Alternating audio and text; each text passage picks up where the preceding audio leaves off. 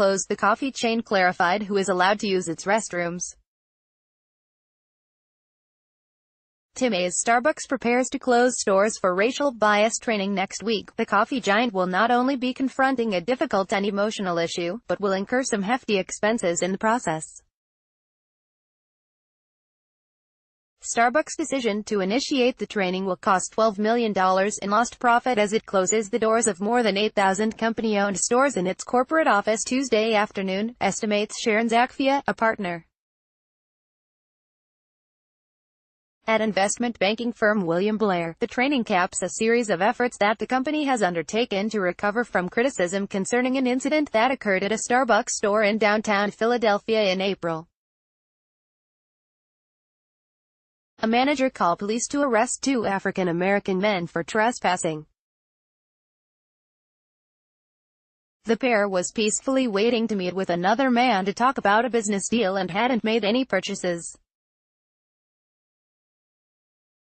One man asked to use the restroom, and was told he couldn't. More credit freezes will be free, thanks to banking deregulation law and Equifax changes. More oil prices fall on talk of hike in production, raising hope for dip in gasoline price. More, can you afford to take a summer vacation this year? 24% of Americans say no. Since the incident, the Seattle-based chain has apologized to the victims, who received a financial settlement.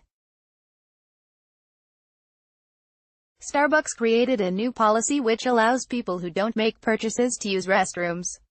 Starbucks training will be open to up to 180,000 employees between its stores and headquarters. Workers will be paid while they are attending. While $12 million is a relatively small impact for Starbucks, which posted net income of $660 million in the quarter ended April 1, the chain is hoping the investment pays off when it comes to customer care, boosting the brand's long-term value. You want to patronize a business that treats its employees and customers well. Starbucks has gone much further than many other companies in this regards, said John Zolidis, president of Quo Vadis Capital. The sensitivity training, together with everything else Starbucks is doing, should be beneficial to the brand. Seattle-based Starbucks may minimize the impact by having chosen a lightly trafficked time of day, the afternoon after the lunch rush, and following a long holiday weekend, to shutter its coffee shops. The sessions will begin at 1 p.m. or 2 p.m. local time and last 3 to 4 hours, Starbucks said.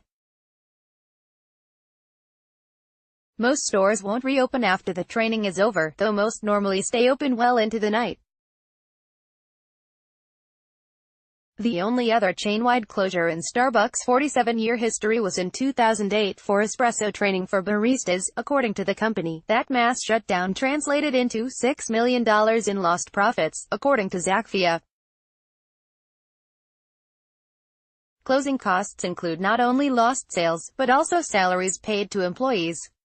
Starbucks coffee competitors have been standing back. Chains like Dunkin' Donuts and Tim Hortons have remained silent as the fallout from the Starbucks incident in Philadelphia unfolded. None have any of them made a play for Tuesday afternoon's business. If a competitor is closing to do sensitivity training around an extremely sensitive topic, to somehow try to take advantage of that would be perceived poorly, said Zolidis. The sessions are expected to be guided by workbooks, employee conversation starters and videos presented on iPads, Starbucks disclosed Thursday. Included in the pre-recorded messages are insights by Starbucks CEO Kevin Johnson, Starbucks Executive Chairman Howard Schultz and rapper Common. To develop the training, Starbucks requested input from national and local experts, including former U.S. Attorney General Eric Holder, Sherilyn Ifill, President and Director Counsel of the NAACP Legal Defense and Education Fund, and Heather McGhee, President of the public policy organization Demos. In a phone briefing for the media on Thursday, Ifill and McGhee said they spend many hours talking to company executives in person and on the phone, emailing them and drafting a list of sensitivity trainers that Starbucks could contact. They laud Starbucks' effort. "I don't know a company as ubiquitous as Starbucks is, that has stated their willingness to directly confront racism and bias within their own company," Eiffel said. "That's powerful." Close. Nordstrom Rack's president is apologizing after staff at one of his stores falsely accused 3 black teens of shoplifting. Nathan Russo-Smith has the story. Buzz60. Follow USA Today reporters Zalati Meyer on Twitter, @ZalatiMayer, or share this story, https://usat.ly/2s9rnhg.